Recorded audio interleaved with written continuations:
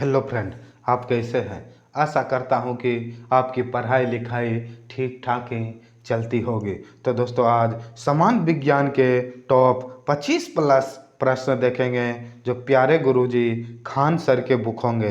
तो दोस्तों, यह जो 25 प्लस प्रश्न हैं यह SSC, railway, UPSC, BPSC, state police तथा विभिन्न प्रतियोगी परीक्षाओं में यह 25 प्लस प्रश्न रामबाण साबित होते हैं। तो दोस्तों, अगर आप अपनी माता पिता का नाम रोशन करना चाहते हैं तो अच्छे से पढ़ाई करें, और यह बात कभी मत सोचना कि सफलता नहीं मिलेगी। तो दोस्तों, आप मेहनत करो, सफलता आपकी कदम चूमेगी। तो दोस्तों, मैं आपके लिए एक ख़ास बात बता देना चाहता हूँ। अगर आप किसी भी एग्ज़ाम की तैयारी करते हैं और फ्री में मॉक टेस्ट प्रोवाइड देना चाहते हैं तो आइए हमारे टेलीग्राम ज्वाइन कर लीजिए। जो रोज़ाना सुबह शाम 8 बजे यह जो मॉक टेस्ट प्रोवाइड कराए जाते हैं, या विभिन्न प्रतियोगी परीक्षा के लिए यह मॉक टेस्ट रामबाण साबित होते हैं। तो दोस्तों, अगर आप किसी भी एग्ज़ाम के पीडीएफ प्राप्त करना चाहते हैं तो टेलीग्राम ज्वाइन कर लीजिए।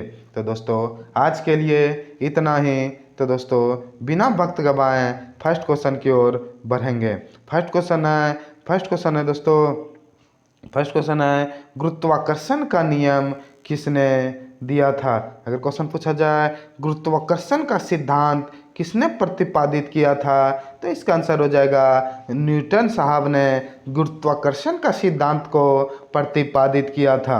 नेक्स्ट क्वेश्चन है किसी शरीर के भार को इस सूत्र द्वारा दर्शाया जा सकता है। तो दोस्तों, भार का जो सूत्र होता है दोस्तों, W बराबर mg होता है।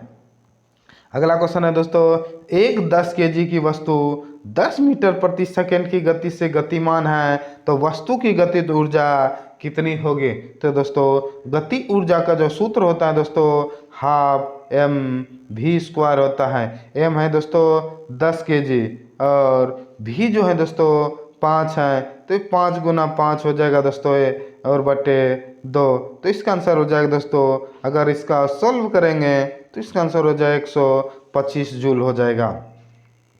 नेक्स्ट क्वेश्चन है निम्नलिखित में कौन सा सही है। जल का विशिष्ट आयतन जब 0 डिग्री सेल्सियस पर ऊष्मा दी जाती है तो क्या होती है।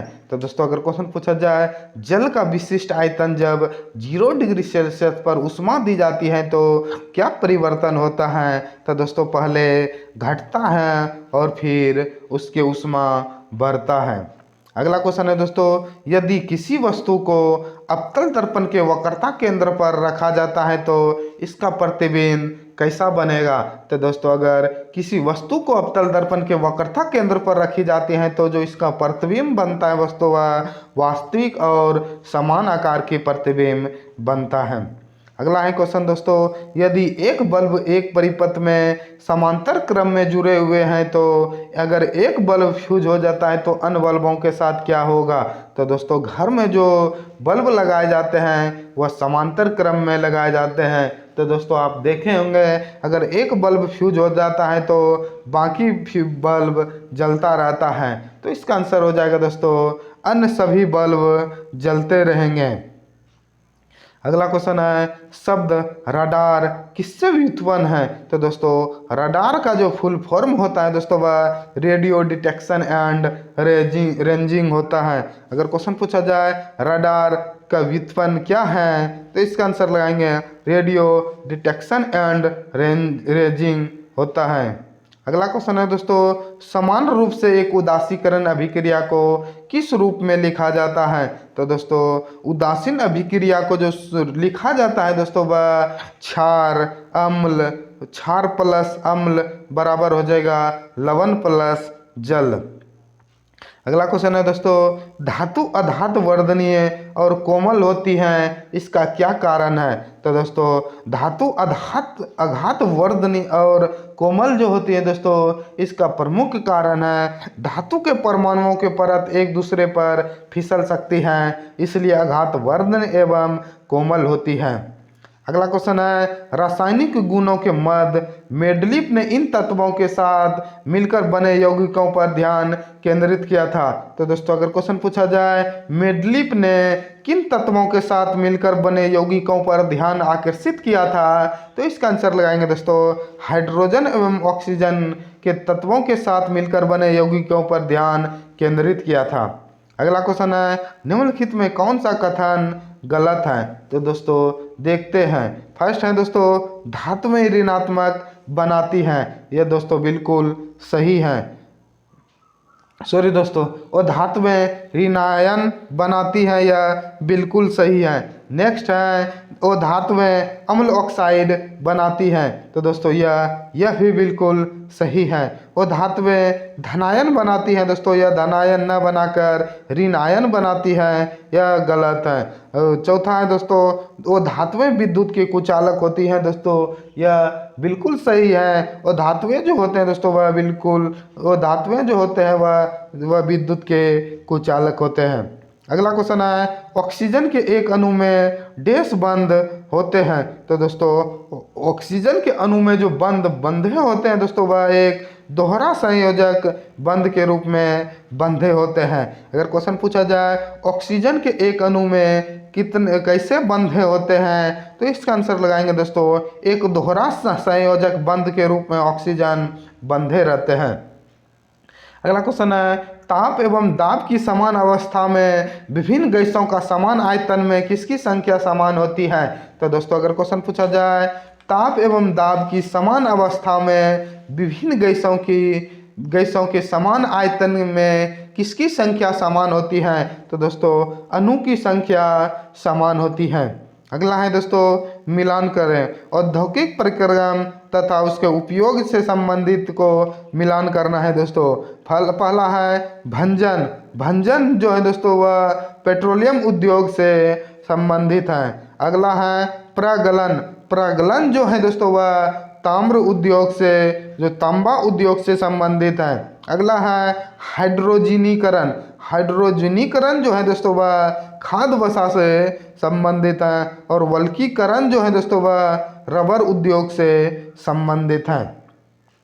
अगला क्वेश्चन है, साधारण कांच ठोस मिश्रण होते हैं। तो दोस्तों अगर क्वेश्चन पूछा जाए साधारण कांच जो ठोस मिश्रण होते हैं दोस्तों वह किसका मिश्रण होता है, तो दोस्तों सिलिका सोडियम सिलिकेट और कैल्शियम सिलिकेट के साधारण कांच मिश्रण होते हैं। नेक्स्ट है दोस्तों पौधे की आंतरिक संरचना का अध्ययन क्या कहलाती है। तो दोस्तों अगर क्वेश्चन पूछा जाए पौधे के आंतरिक संरचना के अध्ययन को क्या कहा जाता है, तो इसका आंसर लगाएंगे दोस्तों। अगर क्वेश्चन पूछा जाए पौधे के आंतरिक संरचना के अध्ययन को क्या कहा जाता है, तो दोस्तों अगर आपको यह आंसर पता है तो कमेंट जरूर करें, नहीं तो अगले वीडियो में इसका आंसर अनाउंस किया जाएगा। अगला क्वेश्चन है, डीएनए अनुक्रम में जीन को चिन्हित करने की प्रक्रिया को क्या कहा जाता है। अगर क्वेश्चन पूछा जाए डीएनए अनुक्रम में जीन को चिन्हित करने की प्रक्रिया को क्या कहा जाता है, तो इसका आंसर लगाएंगे दोस्तों एनोटेशन कहा जाता है। अगला है मनुष्य के मस्तिष्क का सबसे बड़ा भाग कौन है। तो दोस्तों मनुष्य का जो सबसे बड़ा मस्तिष्क का भाग होता है दोस्तों वह प्रमस्तिष्क होता है। अगर क्वेश्चन पूछा जाए मनुष्य के मस्तिष्क का सबसे बड़ा भाग कौन होता है, तो इसका आंसर लगाएंगे प्रमस्तिष्क होता है। नेक्स्ट है दोस्तों इंजाइम क्या होता है। तो दोस्तों इंजाइम जो है दोस्तों वह एक प्रोटीन है। अगर क्वेश्चन पूछा जाए इंजाइम क्या होता है, तो इसका आंसर लगाएंगे दोस्तों इंजाइम जो होता है दोस्तों वह एक प्रोटीन का रूप है। अगला क्वेश्चन है दोस्तों छोटी माता जिससे चिकन पॉक्स पैदा की जाती है वह किसके कारण छोटी माता रोग होती है। तो दोस्तों छोटी माता रोग जो होती है दोस्तों वह वेरोओला विषाणु के कारण चिकन पॉक्स या छोटी माता रोग उत्पन्न होती है। नेक्स्ट क्वेश्चन है दोस्तों मृदा अपरदन रोका जा सकता है। तो दोस्तों मृदा अपरदन को जो रोका जा सकता है दोस्तों वह कैसे रोका जा सकता है, तो इसका आंसर लगाएंगे दोस्तों मृदा अपरदन को जो रोकना है दोस्तों वह पेड़ पौधे को लगाकर मृदा अपरदन को रोका जा सकता है। नेक्स्ट क्वेश्चन है दोस्तों, गोल्डन चावल का एक प्रचुरतम स्रोत है। तो दोस्तों गोल्डन चावल में जो प्रमुख रूप से विटामिन पाए जाते हैं दोस्तों, वह विटामिन ए पाए जाते हैं। नेक्स्ट क्वेश्चन है, डैश द्विबीजपत्री पौधा है। तो दोस्तों द्विबीजपत्री पौधा जो है दोस्तों वह कौन है? तो इसका आंसर लगाएंगे दोस्तों, शकरकंद एवं बेल जो है दोस्तों वह द्विबीजपत्री पौधा है।